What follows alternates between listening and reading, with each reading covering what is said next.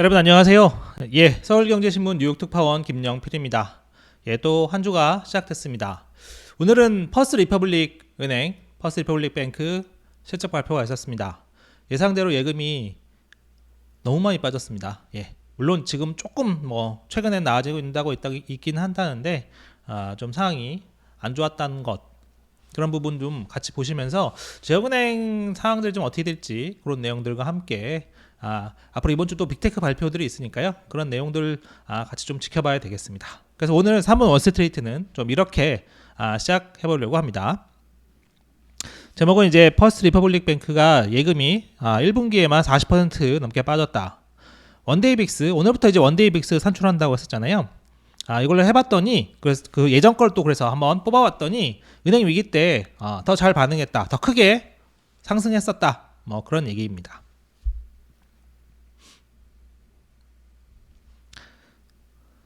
그래서 이건 문제의 퍼스트 리퍼블릭 뱅크고, 지난주에도 제가 맨하탄 지나가면서 한번 봤는데 사람 돈 빼려는 사람, 줄 서 있는 사람 그런 건 전혀 없더라고요. 평상시처럼 영업은 되고 있습니다. 하지만 1분기에 워낙 타격이 컸던 거죠. 방송 시작 전에 오늘도 아침부터 찾아주신 여러분들 인사 한번 드리고 시작하겠습니다. 우정현님, 빅보스님, 라멘트님, 더킹카님, 키는 작지만 깊은 생각님, 입큰 개구리님, 유목민님, 공술의 공수건님, 종이비행기님, 이신의 막내님, 내맘심쿵님, 모두 감사합니다. 오늘 이제 결과적으로 이제 내일 어닝 같은 경우에는 내일 이제 빅테크들이 본격적으로 나오니까 그런 거 보면서 오늘 좀 증시는 좀 눈치를 봤다, 이렇게 좀 생각하시면 될 것 같아요. 나스닥 한 0.29% 하락했는데 S&P랑 다우는 조금씩 올랐습니다. 그리고 혼조세로 마감했거든요. 김종욱님 반갑습니다. 이종수님 반갑습니다. 그래서 나스닥 지수 한번 보시면 장 초반에 조금 올랐다가 좀 많이 떨어지기도 했었는데 조금 이제 만회했죠. S&P 500 맥을 보시면요, 테슬라 좀 1.5% 빠졌고요, 마이크로소프트도 빠졌고, 애플, 구글 정도 조금 올랐네요. 아마존도 좀 하락했고, 전반적으로 좀 이렇게 섞여 있는 분위기죠. 뒤섞여 있는 분위기. 어쨌든 내일부터 이제 빅테크들이 실적이 좀 본격화하니까 그 내용들 좀 잘 보긴 해야겠습니다. 퍼스트 리퍼블릭 뱅크는 같이 한번 보실게요. 오늘 이게 정규장에서는 12% 넘게 올랐어요. 생각보다 어닝이 괜찮을 수도 있다, 이런 얘기까지도 있었거든요. 근데 실제 발표하고 나니까 주저앉았죠. 이유는 뒤에서 하나씩 설명드리겠습니다. 그리고 이제 분데스방크가 독일 경제 1분기 때 마이너스 성장 안 할 것 같다, 약간의 플러스 할 수 있을 것 같다, 그런 얘기 했다는 거 보시면 좋을 것 같고요. 이 퍼스트 리퍼블릭 뱅크 중심으로 지역은행 상황부터 한번 보겠습니다. 오늘 퍼스트 리퍼블릭 뱅크가 어닝 발표를 4시 반에 했어요. 미국 시간 4시 반, 한국 시간 오전 5시 반이죠. 그래서 조금 기사 업데이트하는데 좀 어려움이 있긴 했었는데 같이 한번 보실게요.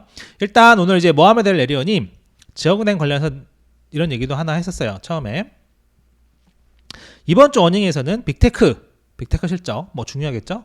그 다음에 코카콜라처럼 시장 주도력을 갖고 있는 기업들, 거기 좀 어떻게 되고 있는 건지, 그런 것들이 중요하다. 그래서 오늘 코카콜라 실적 잘 봤다고 그런 얘기를 했었거든요. 그거랑 이제 퍼스트 리퍼블릭 뱅크가 중요하다. 퍼스트 리퍼블릭 뱅크를 볼 때는 예금 안정 부분, 그 다음에 자금 조달 비용이 얼마나 늘어났는가, 그 다음에 충당금을 얼마나 쌓았는가, 요 세 가지가 중요하겠다. 이 세 가지 요소는 앞으로 몇 분기 동안 계속 문제가 될 것이다, 이렇게 얘기를 했습니다. 그러니까 요건 제가 이제 계속 강조해서 말씀드리잖아요. 지역은행 문제 관련해서는 뱅크런이 조금 잦아들었다고 해서 모든 게 끝나고 생각하시면 안 됩니다. 요 요인이 좀 계속 롤 오버되면서 계속 진행되면서 하반기까지 계속 이어갈 이슈예요. 그래서 그 부분을 잘 보셔야 됩니다. 그래서 이제 퍼스트 리퍼블릭 뱅크가 1분기에 얼마나 망가졌는지, 특히 3월에 얼마나 망가졌는지가 조금 중요했었죠. 그래서 이제 퍼스트 리퍼블릭 뱅크 실적 같이 한번 보시죠. 요거 이제 퍼스트 리퍼블릭 뱅크가 오늘 올린 어닝이고요. 지표를 보실게요. 밸런스 시트를 보시면 요 디파짓 제1차 관심 예금이죠. 1분기 말, 즉 3월 말 예금이 1044억 달러 수준이에요. 작년 말이 1764억 달러였거든요. 엄청나게 줄어들었죠. 엄청나게 줄었습니다. 중요한 거는 여기 요 3월 말 1044억 달러에 작게 써있어 안 보이실 수도 있는데 요 숫자에는 대형 은행들의 300억 달러 예금이 포함되어 있다.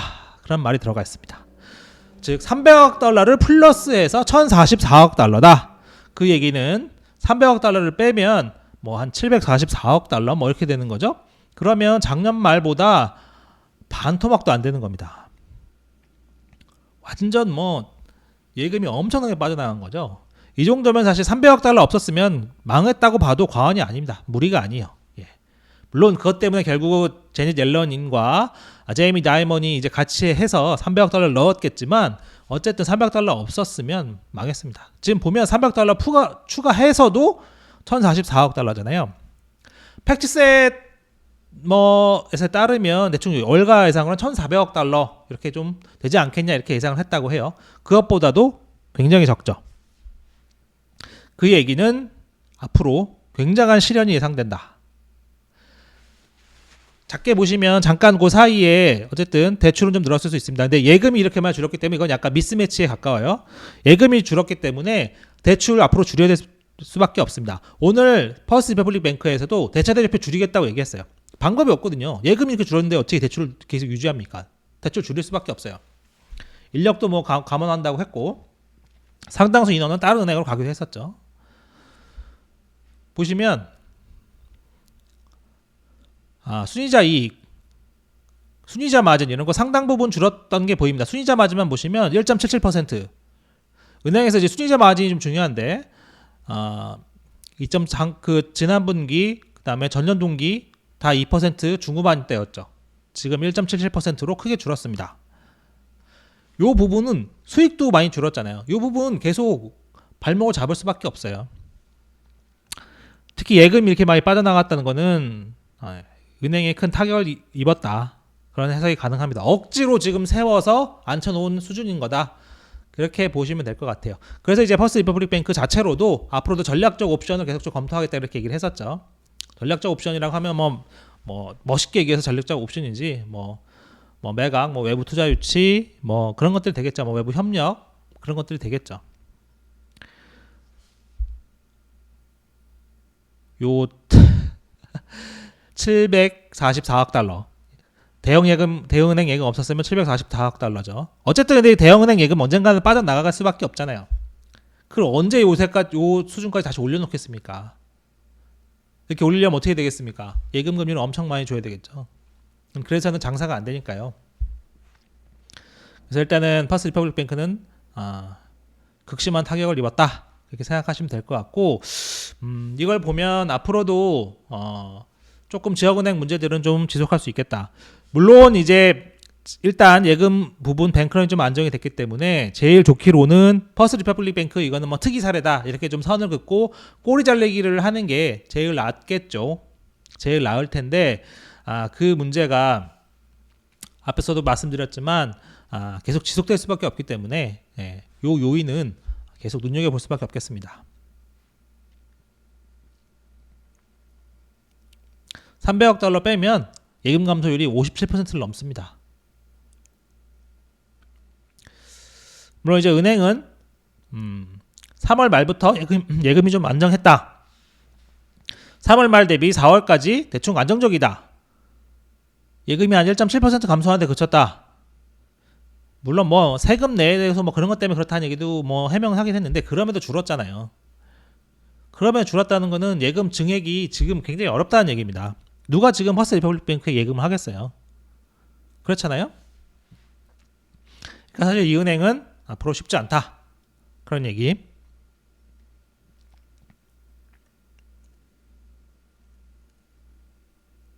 그리고 이제 퍼스트 리퍼블릭 뱅크가 대차 대표를 줄이게 되면 대출을 많이 줄일 수밖에 없거든요. 예. 그러면 이제 중소기업들, 그 다음에 상업용 부동산 문제 이런 것들, 그 다음에 문제가 조금씩 더 되겠죠. 요건 제가 하도 많이 설명드려서 이제는 잘 아실 거예요. 예. 예금 조달금리가 증가하면 은행 이익이 감소하고 은행 이익이 감소하면 대출이 줄어들 수밖에 없다. 이 부분은 그렇게 생각하시면 됩니다. 은행은 결국 그 자본이 좀 많고 튼튼해야 대출을 많이 할 수 있어요. 예. 대출 같은 경우에는 위험도에 따라서 뭐 가중치가 막 부여되거든요. 그러니까 자본이 좀 많아야 대출을 더 많이 할 수 있습니다. 근데 이제 은행도 대부분 상장회사고 주주가 있다 보니까 계속 주주들한테 증자해 주세요 이렇게 하기보다는 자기가 좀 돈을 많이 벌어서 그걸로 자본을 더 쌓으려고 해요. 기본적으로는.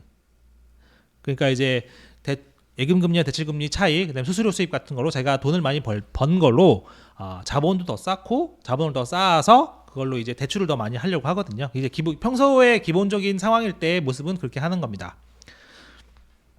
그러니까 이제 이익이 줄어들면 자본도 더 많이 쌓을 수 없기 때문에 대출도 상대적으로 줄어들 수밖에 없다. 대출이 줄어들면 경기가 또 더 둔화하게 되죠. 경기가 둔화하면 연체가 또 증가하게 됩니다. 장사가 안 되면 돈을 못 갚겠죠, 대출을. 그럼 연체가 증가하죠. 연체가 증가하면 은행 입장에서는 또 그거 이제 손실 봐야 되니까 이익이 또 감소합니다. 이익이 감소하면 또 대출이 또 줄어들겠죠. 그러니까 이런 그 악순환의 고리가 만들어질 수 있는 겁니다. 그래서 많은 사람들이 결국 하반기 지역은행 문제를 계속 걱정하고 있어요. 그래서 골드만삭스는 한 0.3에서 0.5%포인트 미국 국내 생산에 영향을 줄 수 있다. 이렇게 전에 예상을 했었죠. 그래서 이제 로버트 카플란 얘기를 조금 더 한번 보실 필요가 있을 것 같아요. 이런 얘기를 했습니다. 결과적으로는 곧 많이 들어보셨을까요? 지역은행들이 앞으로 대출을 동결하거나 축소할 가능성이 매우 높다. 많은 중소기업들이 은행으로부터 올 연말에는 더 이상 대출을 연장해 줄 수 없거나 대출 금리를 재조정해야 한다는 전화를 받고 있다. 둘 중에 하나죠. 뭐 당장 그 대출이라는 게 만기가 있잖아요. 특히 이제 기업 대출이나 뭐 이런 같은 만기가 있으니까 만기 전에 이제 연락을 하겠죠. 이번에 만기 연장 못 해드려요. 아니면 만기 하시려면 금리가 뭐 한 몇 %포인트 올라야 될 것 같습니다. 이렇게 얘기를 하는 거죠. 그러면 이제 기업들 입장에서 엄청 부담이 되는 거죠. 그러면서 이제 얘기하기로 지금은 은행 얘기는 약으로 따지면 7회 거의 끝나가는 게 아니라 2회나 3회에 있다. 거의 시작 지점에 있다. 이렇게 얘기를 했어요. 그래서 요거는 이제 월스트리트저널 기사인데 요건 같이 한번 찾아보실게요.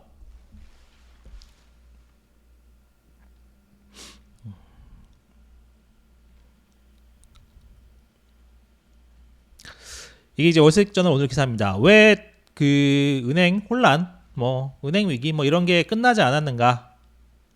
그러면서 이제 예금이 줄어드는 것이 결과적으로는 펀딩 코스트, 자금 조달 비용을 높인다. 그 예금 감소, 자금 펀딩 코스트 증가가 결과적으로는 그 중소기업들을 옥죄할 수 있다. 대출 감소 아니면 대출 금리 증가 이렇게 옥죄할 수 있다. 그래서 뱅킹 위기는 끝난 게 아니다. 제가 이걸 보여드리는 건 요 기사를 쓴 게 결국 닉 티밀하우스 기자잖아요. 여러분들 이제 그 연준하면서 많이 보셨을 분인데 좀 상당히 그 신뢰도가 있고 좀 믿을 만한 분이죠. 그래서 이제 제가 전해드리는 건 이런 내용입니다. 그 제가 이제 저 혼자 계속 이렇게 떠드는 게 아니라 많은 사람들 그리고 좀 이제 그 거시경제자를 많이 본 입장 그리고 닉 티밀하우스도 이제 연준에서 전체 금융시장 그리고 거시경제를 보니까 이렇게 생각하고 있다는 거. 그래서 그 말씀을 드리는 거예요. 그래서 지역은행 위기를 당장 눈앞에 보이는 건 없지만 좀 꾸준히 지속되는 그런 병이라고 만성이라고 좀 봐야 되나요? 좀 그렇게 봐야 된다. 그 부분을 말씀드리고 싶습니다. 그 이제 4, 5년 부동산 문제도 많이 들으셨을 거예요. 이런 거는 뽑는 곳마다 수치가 조금 다를 뿐이니까 참고하시면 될 것 같고 공실률 높다는 거 이런 거 다 아시고 그 다음에 1인당 사무 점유 공간도 많이 줄어들고 있다. 결과적으로는 이메일, 그다음에 줌 회의, 드롭박스 통해서 이렇게 주고받고 이렇게 하고 이런 것들 그런 것 따지면 1인당 사무 점유 공간이 많이 줄어들고 있다. 이것도 따져보면 되게 재미있을 것 같긴 해요. 1인당 사무 공간 전에는 이제 예를 들면은 복사기도 필요하고 팩스 정말 옛날에 복사기도 필요하고 팩스도 있어야 되고 1인당 컴퓨터도 다 있어야 되고 개인 책상이 있어야 되고 그랬었죠. 그런 게 이제 갈수록 줄어들고 있는 거 아닙니까? 근데 이제 그게 더 줄어드는 거니까 더 줄어들면 사무실 공간도 더 조금만 필요하다. 줌 같은 거 있으면 어쨌든 공용 공간만 또 있으면 된다고 하는 곳도 있으니까요. 그런 걸 따지면 지금 오피스 문제는 좀 구조적인 문제가 있다, 그런 얘기를 하는 거죠. 어쨌든 지난주 금요일에 그 무디스 쪽에서 이제 뭐 지역은행들 신용등급 줄줄이 낮춘 것도 있잖아요. 그래서 그런 것도 같이 좀 보셔야 되고, 이게 꼭 상업용 부동산뿐만 아니라 중소기업들, 그리고 중소기업은 대부분 지역은행이랑 거래한다. 이거는 많이 알아두시면, 한국도 마찬가지죠. 예, 한국도 뭐 조그만 그 기업들은 대부분, 한국은 좀 약간 다르긴 해요. 한국은 조그만 기업들도 이제 큰 규모 은행, 대규모 은행 거래하는데, 미국은 좀 이제 지역은행, 그리고 지역색이 좀 뚜렷하기 때문에 어쨌든 지역은행 좀 중요합니다. 그래서 보시면 100명 미만 기업이 미국 민간 고용의 약 3분의 1, 총 생산의 4분의 1을 차지한다. 그리고 100명 미만의 기업이 대출의 한 70%를 자산규모 2,500억 달러 미만 은행, 대충 뭐 자산규모 12위 이하니까 지역은행이라고 보시면 됩니다. 30%는 100억 달러 미만 은행, 이거 아주 작은 데죠. 이런 데서 돈을 쓰고 있다. 그러니까 지역은행 위기는 결국 상업용 부동산의 영향, 그다음에 중소기업의 영향, 중소기업의 영향을 주면 결국 일자리가 줄어들고 경기도 안 좋아질 수 있다. 이렇게 부분이 연결된다는 거. 그래서 조 바이든 정부가 중소기업 이런 거 중요하게 생각하잖아요. 중소기업 그리고 일자리 이런 거 중요하게 생각하니까 지역은행 위기도 조금 더 민감할 수밖에 없습니다. 공화당 같은 경우에는 왜 기본적으로는 왜 사실상의 구제 금융을 해줬느냐, 뭐 그런 얘기도 하고 하니까요. 예. 그래서 결국은 시간을 두고 좀 지켜봐야 된다. 마크 잔디 같은 경우에도 좀 아무래도 좀 이름이 있는 좀 이코노미스트인데, 은행 위기는 끝난 것처럼 보이지만 경제적 영향은 이제 시작이다. 은행들이 좀 훨씬 더 조심스러워질 것이고 대출 기준을 강화할 것이다. 그러면서 마크 잔디는 이렇게 좀 논리를 좀 풀어나가요. 은행 위기 부분이 좀 생각보다 크기 때문에, 그리고 뭐 이제 인플레이션 같은 것들 좀 이제 아무래도 좀 감소하는 조짐이 있고 했기 때문에, 용어는 피봇이라고 쓰긴 했지만, 예, 페드가 지금 이제 피봇 해야 된다고 쓰긴 했지만, 아주 좁은 의미의 피봇, 그러니까 금리 인하를 얘기하는 건 아니고, 일단 최대한 빨리 금리 인상 중단을 해야 된다. 그러니까 당장 5월에라도 금리 인상을 중단했으면 좋겠다. 올리지 말고. 물론 자기들 생각에는 5월에 0.25%포인트 올릴 것 같지만, 올리지 않아도 우리는 놀라지 않겠다. 이렇게 얘기를 했습니다. 그래서 어쨌든 이런 지역은행 부분이 조금 저희들이 생각하는 것보다, 여러분들이 생각하는 것보다는 조금 더 리스크 요인을 좀 크게 좀 보시는 게 좋겠다. 그렇게 말씀드리고 싶어요. 이것도 뭐 여러 군데 나왔지만, 은행위기 여파는 연준이 두세 번 0.25를 인상한 것과 같다. 이 얘기는 0.5에서 0.75%포인트 인상 효과가 있는 것이다. 이렇게 주장을 한 거죠. 근데 이제 현실은 무디스도 인정했듯이 5월에는 0.25 인상 가능성이 매우 높습니다. 이건 오늘 이제 CME 페드워치인데 5월에 0.25 인상 확률이 95%에 달합니다. 인상한다는 거죠, 사실상. 6월 한번 보실까요? 6월은 동결이 좀 많이 늘었죠. 그럼에도 아직 요 0.25 한 번 더 올린다는 사람들이 조금 남아있죠. 숨이 좀 붙어 있습니다. 8.9%. 그 전에는 한 20% 되기도 했었죠. 20% 가까이. 어쨌든 숨이 좀 붙어 있다.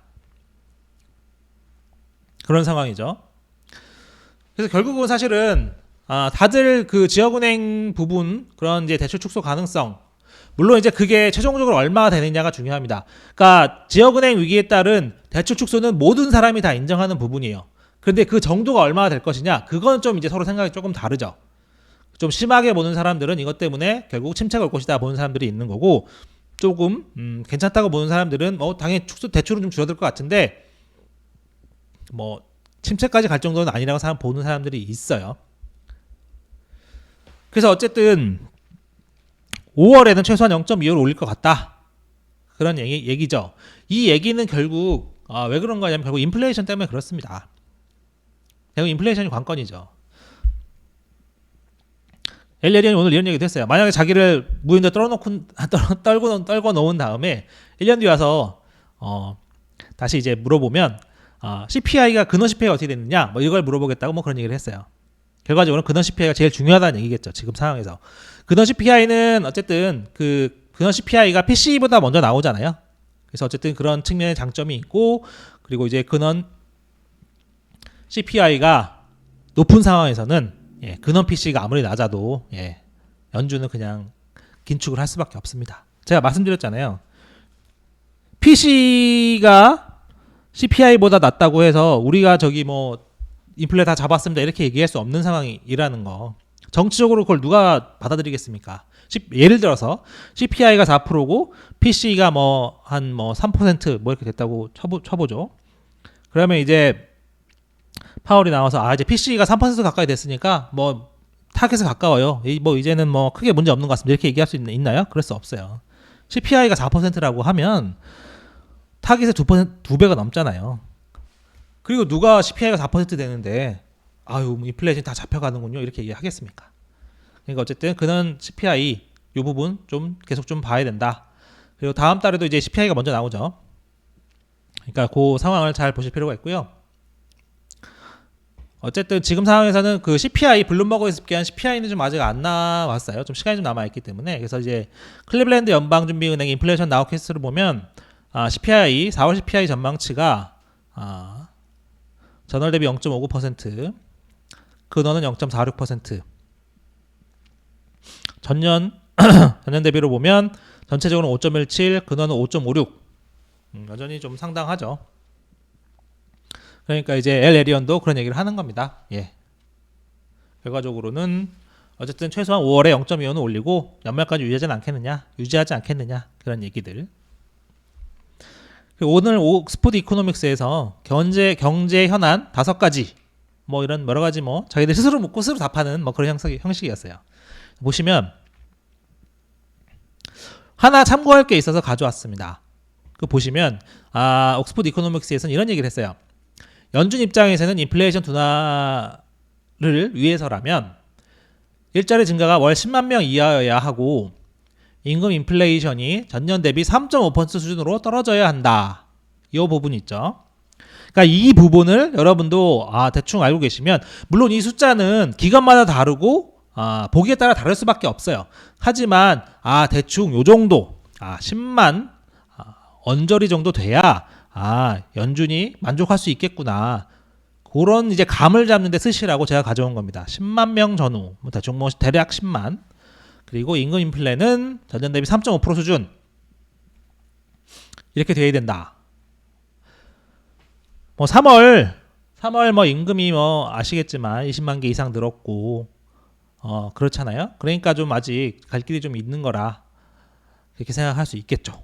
그래서 이런 그런 기준이 된 숫자들 같은 경우는 감으로 갖고 계시면 숫자 같은 거 나왔을 때도 감을 잡으시기에 좋겠죠.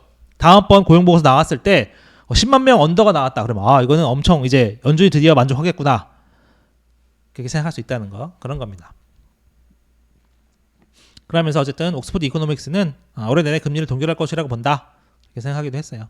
그러면서 올해 금리 인하를 예상하는 투자자들은 좀 잘못됐다. 그런 생각을 적기도 해놓았습니다. 웰스파고도 역시 5월에 0.25 인상 뒤 동결. 뭐 그런 얘기 했었고요. 근데 이제 금리 인하 기대 요거는 뭐 계속 되고 있죠.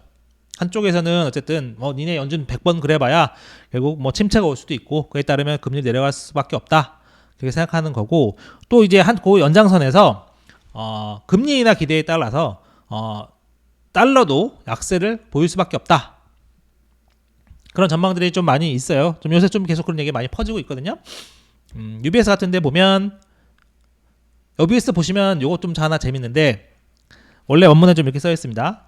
4월 뭐 S&P의 PMI는 좋게 나왔으나 ISM의 PMI를 보면 좀 안 좋다 이런 얘기가 있어요. 이 얘기를 보면 결국 UBS에서는 S&P보다 ISM의 PMI를 더 의미 있게 본다는 얘기가 가능합니다. 뭐 대놓고 적진 않았지만 결국 그런 거죠. 4월 S&P PMI는 뭐 생각보다 좋게 나왔지만 그 전에 나온 3월 ISM의 PMI는 나쁘다. 그래서 어쨌든 뭐 성장 계속 둔화세가 보이고 있는 것 같다. 이렇게 적어놨으니까 그 얘기는 해석을 하면 얘네는 S&P보다 ISM을 더 중요하게 여기는구나. ISM은 좀 더 이따 나오거든요. 이제 5월에 나올 테니까 그렇게 해석이 가능하죠. 그래서 제가 종종 말씀드렸던 거예요. 이런 걸 보고 이런 이제 사이사이 행간을 보고 좀 전문가들 사이에서는 S&P보다 ISM을 조금 더 치고 있구나 그런 생각. 제 생각입니다. 근데 어쨌든 이제 이런 거에서 보면 이제 행간을 그런 데서 읽었던 거를 말씀드리는 거예요. 그리고 이제 노동시장도 인플레이션도 둔화하고 있다. 연준은 5월에 금리를 0.25 인상할 것으로 보이지만 다른 주요 중앙은행보다 금리를 먼저 인하할 가능성이 높다. 그래서 이제 달러가 상대적으로 약세를 볼 것 같다. 그런 얘기 했었다는 거. 그리고 이제 오늘 상황, 오늘까지도 이 사람들이 좀 눈치 보기를 하고 있다. 그런 wait and see 그런 해석들 좀 있었고요. 대신 이제 크리스 자카렐리 이 사람은 이미 올해 상당히 조금 나스닥이나 빅테크들 좀 올랐기 때문에 어닝 나와서 더 많이 오르기 위해서는 뭔가 더 확실한 호재가 필요하다. 허들이 좀 높을 것이다. 그렇게 보기도 했어요. 그래서 실제로 나스닥이 이제 오늘 움직임이지만 6개월로 보시면 연초까지 보시면 어쨌든 상당 부분 좀 올라와 있죠. 상당 부분 올라와 있습니다. 그래서 여기 이번 어닝으로 더 많이 올라가기 위해서는 호재가 좀 많이 필요할 거다. 이미 좋은 소식들은 많이 반영이 돼 있다. 그렇게 평가를 했어요. 나일스는 좀 어닝이 둔화할 것이다. 그런 얘기를 하기도 했었고요. 단기 위험이 좀 있다. 모건스탠리는 좀 계속 약세론에 무게를 두고 있으니까 단기적인 하락 위험이 있다. 그런 얘기고 거시경제의 불확실성 여전하죠. 이거 우려했습니다. 우려.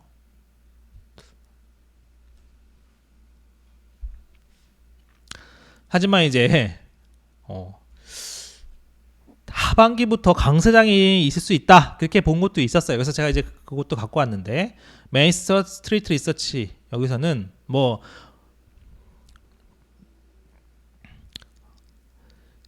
기회와 리스크가 동시에 있겠지만 어쨌든 불마켓이 올 수도 있으니까 그런 기회 요인을 잘 봐야 된다. 그런 얘기를 하기도 했어요. 그리고 이제 금리 인상이 끝났을 경우에 나올 수 있는 그 랠리 요거를 사람들이 다 지금 보고 있다. 이렇게 피터 부크바는 그런 얘기를 하기도 했었습니다. 요건 또 이제 추가로 제가 이제 지난주 금요일에 이제 원데이 빅스 한번 말씀드렸었는데 이게 공식 명칭이 빅스 1D 이렇게 한다고 해요.